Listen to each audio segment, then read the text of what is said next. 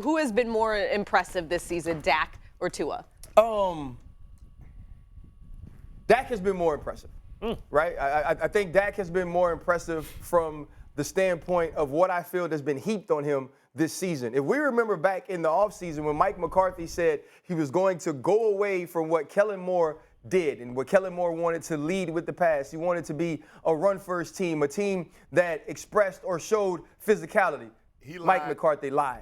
Mike McCarthy was just trying to find a way that he was going to push Kellen Moore out the door. Exactly. And that was his way, which is fine, right? If you're going to go down, you go down being you. Yeah. But Dak Prescott has now become where this offense starts and ends, which was why last week it was so difficult for them to make a comeback against the Buffalo Bills because they couldn't match physicality with physicality. It's been CeeDee Lamb's emergence into the top tier of being a number one wide receiver. Jake Ferguson coming along late in this year. But when he's had opportunities to distribute the football, whether it's Michael Gallup, Brandon Cooks, I feel like Dak Prescott has shown us on his own, right? Without a running game, without the play action game being big, without Mike McCarthy, at least early on in the season, using motion to confuse, right, to out leverage, that Dak Prescott has carried this team. Now, when we go back to last week, that's not a Dak Prescott you want to play with. That's not a Dak Prescott you can win with. But look what happened. It was the people around him as well. It was not being able to get protection.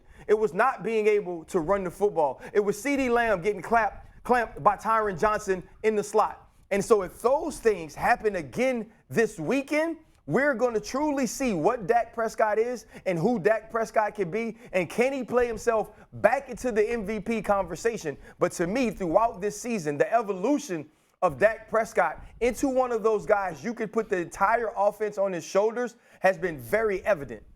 Now, I was going to say the same, but just to create balance on this show, I'll go ahead and I'll plead the case for Tua Tagovailoa. But you can't say that. What you're supposed to do for the entertainment purposes is just take Tua. Now that you have said you want to go Dak and you're only taking Tua to give balance to the show, I'm feeling the juice, right? Because both you and got great shows outside of the ESPN, so I'm trying to learn from y'all on the fly. So that's what I'm talking about, baby. So thanks for coaching me up, Coach. But I'll make the case for Tua Tagovailoa because before the season started, we was talking about Tua Tagovailoa. He was taking jiu-jitsu, 30 plus or 20 plus in a karate class. We were trying to figure out what the hell he was doing there.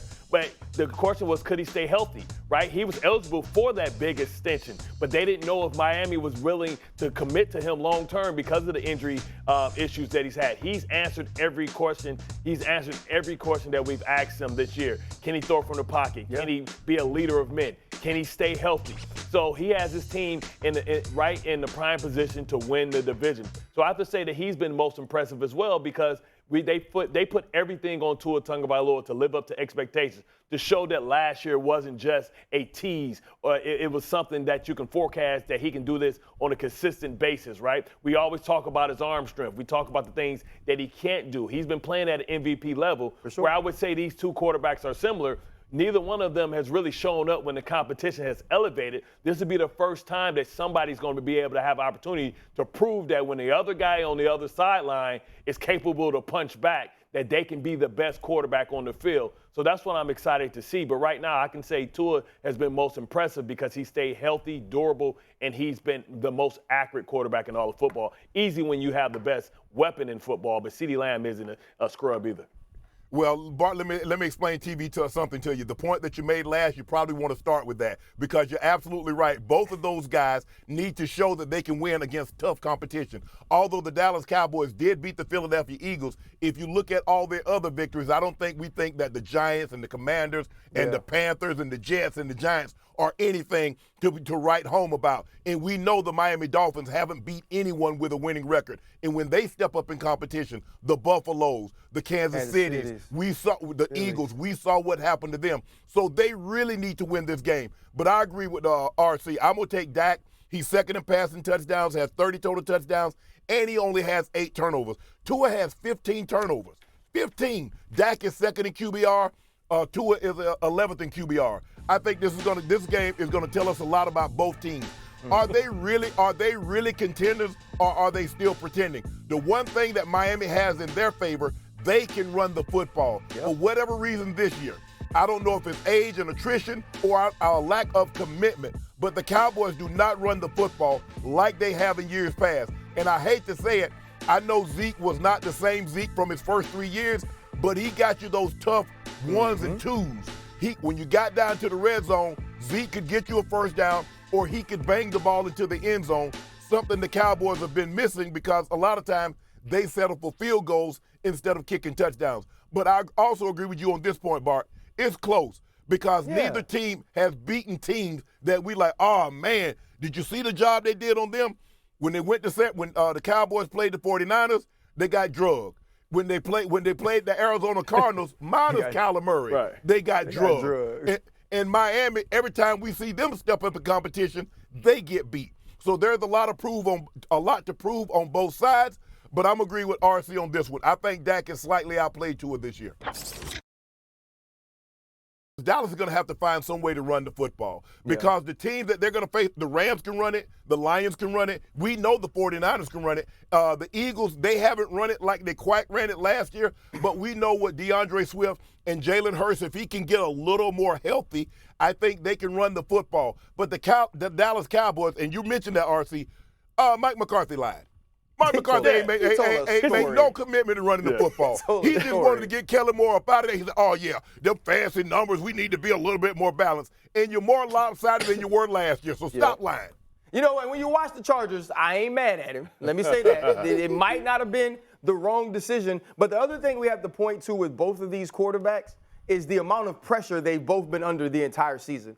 Coming into the season, all the questions that Bart mentioned about Tua Tagovailoa, us continuously questioning who Dak Prescott truly is and can he elevate this team. That's what's happened now with this game, right? This game, everything that you mentioned about not beating good teams, not showing up, Bart talking about the Dallas Cowboys getting kicked out of the club.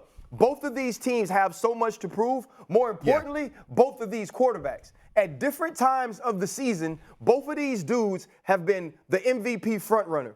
Now they've kind of fallen out of that conversation. But this is a game that gets you back in it. This is a game that you get to show. Hell, I don't know, Cass. If I knew who played better, I'd go bet. I'd be in Vegas, not in New York. Yeah, but to throw back at you, when you look at the entertainment part. You know, when you look at these two teams, Tua Tagovailoa is set up to play better. Right. Like, to answer Cassidy's question, Tua Tagovailoa has the better supporting cast. Tua Tagovailoa is playing against a defense that I believe in the Dallas Cowboys doesn't play schematically in a way that's supposed to stop the Miami Dolphins. They also don't have their roster construction in a way that should be able to stop the Miami Dolphins. And if you're Raheem Mostert, if you're Mike McDaniel, who comes from an offensive line background, who comes from a run schematic background, you should be licking your chops that number 14 is going to be in the box. That number 33 is going to be in the box. Because if you watch James Cook last week, it is, as Bart always says, it should be barbecue chicken every time you hand it off. And so to me, Tua Tagovailoa is set up better to exploit that defense than Dak Prescott is the Miami Dolphins. You're absolutely right, because if you look at the Cowboys, they're an undersized defense. They're built to play with a lead and get after your quarterback. That's why teams push them around. That's why teams rush for these huge numbers. And the losses, they're giving up almost 200 rush yards per game, because when they fall behind and they can't, Micah and those guys can't jump off the rock, and they got to sit there and catch people, and you got to, man up, look a man in his eye. That's the problem that they have. So if I'm Miami, I'm looking to establish the run first with Mostert and A-Chain, because that's the Cowboys' weakness. Now, you fall behind, and they know you are in obvious passing downs. They bring those little small guys in there, and they spin it and twirl it, and they put the hits on your quarterback. Spinning and twirling. But I'm going to make you look me in my eyes. I'm going to make Michael standing there against those tight ends, against those big tackles. Instead of trying to use that speed to get around them, I'm going to make him have to drop anchor and hold up on the line. we're going to see what kind of coordinator Dan Quinn is, because, my move would be to move Michael Parsons to his natural position back to middle linebacker. That gives you the size of a 240-pound guy outside of Bell, who's 205. Yeah. And I'd much rather bring another defensive lineman in and just let DeMarcus Lawrence be that stud, that strong side outside linebacker, and say, hey, then when we get to these obvious passing sessions, then I'll drop Michael Parsons down and let him go eat that way. Because you got to make adjustments, because you can't just get tough. It ain't enough muscle milk or use EAS back in the day. Ain't enough creatine. Yeah. Ain't enough creatine in the world to get to bulk up Marcus Bell in a week.